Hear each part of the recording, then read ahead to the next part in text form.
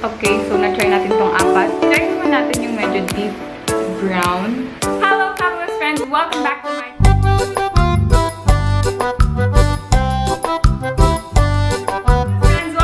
my channel. This is Jacky Navarro, and if you are new here, please don't forget to click the subscribe button. And sa mga dati ko ng friends, hello, fabulous friends! Welcome back! Yes, so this is the first impression review of the NARIO LLARIAS Infinity DIY Lip Color Set. So, yes, this is what I have been looking for. So, for the girls who are just like me, na napaka-adventurous, would like to try different colors, you know, hindi tayo nakakontenta sa isang lipstick, comment down below if parehas ko kayo. Na nga ba ang hinahanap ni Jacky Fab na Infinity lipstick na lahat ng color matatry ko? So, I went to Instagram, tapos nakita ko lang siya, and they are currently on sale for 24%. So, original price is 650, and nung nabili ko siya, it's on sale for 495. Tapos bumili ako ng eyebrow pencil, 260, and now it's on sale for 165. What's inside the box? Huwag natin papagatayan. Huwag na natin itong patagalin. Ito na yung box niya. So, free shipping siya dito sa Thailand. I'm not sure if it's international. What's inside the box is yung receipt. So, invoice total ko is 660. Then, may pa confetti. Si Mayor, ayan. May pabasura. And, of course, the eyebrow pencil in number 2. Yun yung shade na kinuha ko. Ayan. Inside, 5 different shades na pagkahaluin natin. So, meron siyang parang super dark red, blue, yellow, black, and white. Meron naman siyang guide. Sabi nila, you can make as much as 100 different colors. So, ang nandito lang, we have 25 different shades. Meron siyang parang spatula kung saan ma-mix yung product, and then of course meron siyang brush. The packaging is nice. Parang may pagka-amoy crayon siya. So, ang first color na i-try natin is ano ba? So, yung first na lang. So, while I'm mixing it, just to share, this liquid lipstick is with velvet matte texture, and sabi dito, endless color for your style, provides smooth, soft texture, and intense color with long lasting up to 8 hours. Na yun na mix natin. So let's try it on my lips.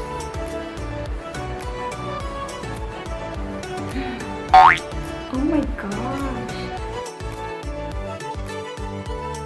Sobrang dali niyang i-apply sa lips.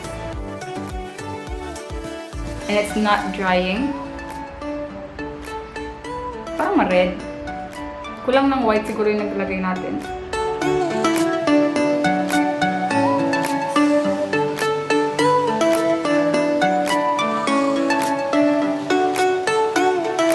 Ang bilis niya mag-set sa lips. Natutuyo na siya agad.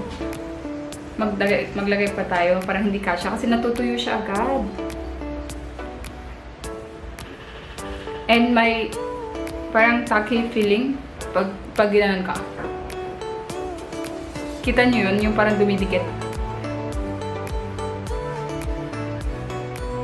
Dumidikit yung lips.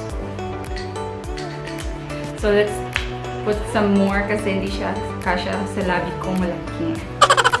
2, 3, 1 dot ng red, 3 dot ng white.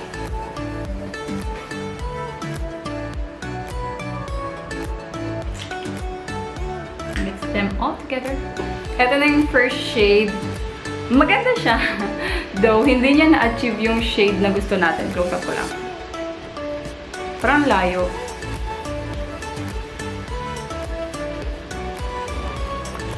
So, dapat magparang nude peach siya, pero yung lumabas sobrang red. So, I'm not sure if kulang yung white na linagay ko or kulang yung yellow na linagay ko.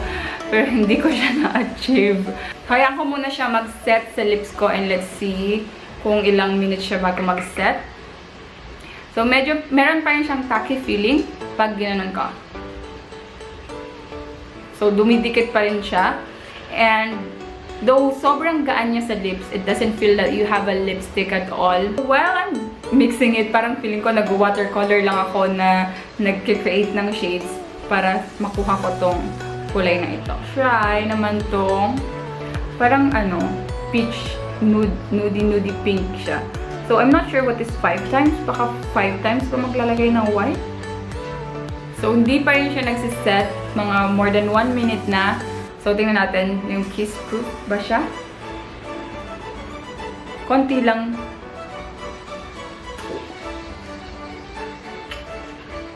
Yan, may nag-transfer pero very light and very nice pa rin siya sa lips. So, mga 2 minutes na, 3 minutes na, hindi pa rin siya masyado nagsiset. Medyo may lagkit feeling pa rin siya. So, let's try kung pwede natin siyang lagyan ng powder on top para matanggal lang yung lagkit feeling niya. Yan. So, mas okay na. Wala na siya masyadong lagkit feeling. Oh. Yun yung first shade na hindi natin na-achieve. So, I'm using a virgin coconut oil makeup remover. So, oil-based kasi para mas madali siyang matanggal. So, next is 1 dot ng yellow and half red and then 5 times na white yata yun.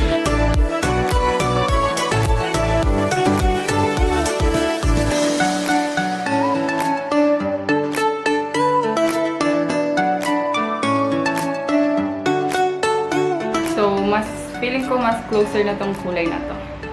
Hindi pa rin. Parang layo pa rin ang kulay. Bakit ganun? Kulang pa rin tayo ng white. Pagdagan natin ng white. Shocker! Hindi pa rin ako magaling mag-mix ng color.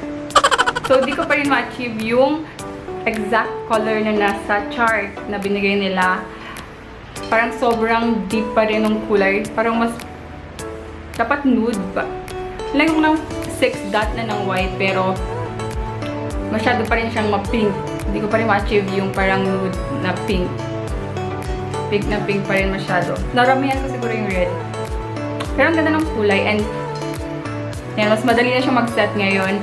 And super lightweight ng formula. It doesn't feel heavy on the lips at hindi siya drying. So, okay na rin. So, gagalingan ko na lang next time yung pag-mix ng color. But, very nice and comfortable lang lipstick. Ang ganda ng kulay niya. What do you think? So, next na ito-try natin na shade is this one. Mas darker na. So, isang red, isang blue, and half ng white. Tapos, ma-achieve mo na tong parang brown na purplish brown. Violet yung labas niya.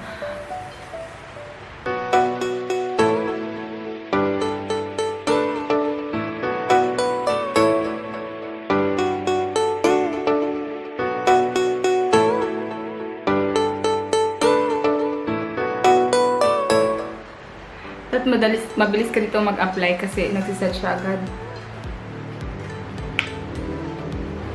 Ayan. So, more on parang purplish yung dating niya. Parang layo. Parang pinkish na purple dun sa ano. Parang naging pink. Bakit pink sa camera? Pero sa totoong buhay, medyo ano siya. Dark na purple. Plum.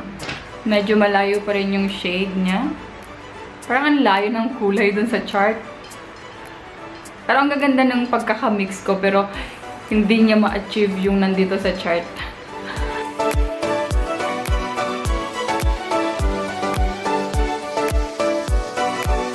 So, 3 dots. So, linilinis ko yung brush para hindi mag-mix yung previous color niya. So, mix na natin. Ooh, mukhang ito kahit na-achieve na natin ang color na gusto natin. Ayun! Nakuha din natin. Damihan lang natin yung white para mag-light ng konti pa yung kulay niya. Parang pag mas lighter yung color, mas madali siya mag-set. I bet ko to. Medyo nakakadilaw ng ngipin pero ang ganda, nakaka-fresh. Barbie pink. So, yung dot na binigay niya, so saktong-sakto lang dun sa labi ko. Medyo naakuha niya yung kulay na gusto ko. Pero pag na-apply na sa lips, parang masyado siyang ma-pink. Parang masyadong vibrant yung kulay niya pag in-apply ko na sa lips. Parang medyo malayo pa rin. Pero pink na siya. Parang mas more on dito siya sa pangalawa. Ito. Nadamihan ko nga siguro yung red. Kasi mas close siya dito sa isang to. Mas close siya dito. Pero ang ganda.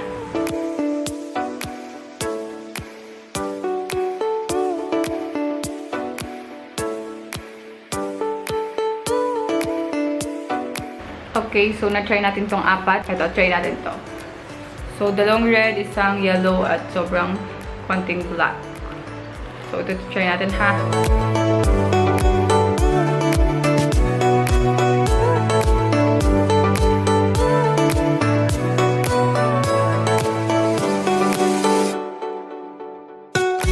Pag deeper shade, kulang yung i-mix nyo.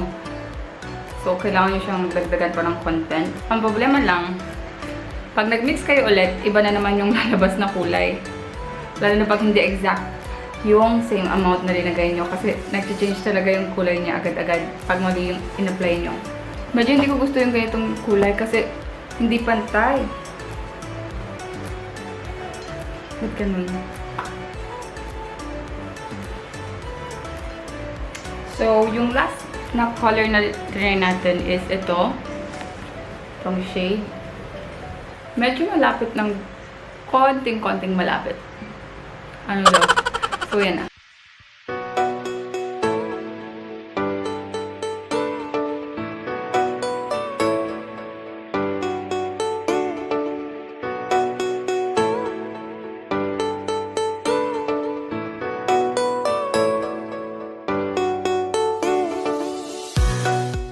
I just wonder kung anong itsura niya sa lips pag sila lang, hindi mo imimix. So, try natin yan. First, try natin yung red.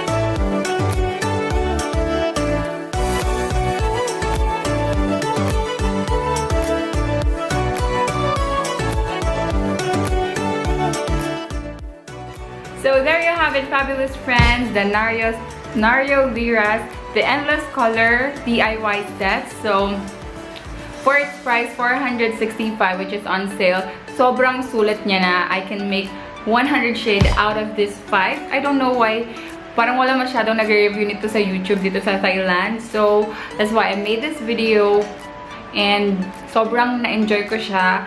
Very lightweight and velvet matte yung finish, and I just love this set. So I'm gonna play with it more. Mag-try pa ako ng ibang shades, and so far lahat ng shades na na-try ko sobrang gusto ko, and then yung red niya pack na pack din. So what can you say about this? Please comment down below kung anong sa tingin nyo dito sa NARIO LLARIAS. And thank you guys for watching. I hope you guys subscribe on my channel, and if you like this video, don't forget to click the like button and please share our videos para mas dumami na tayo. Maraming salamat sa lahat na nag-subscribe dito sa channel, and I hope mas dumami pa tayo. Thank you guys for watching!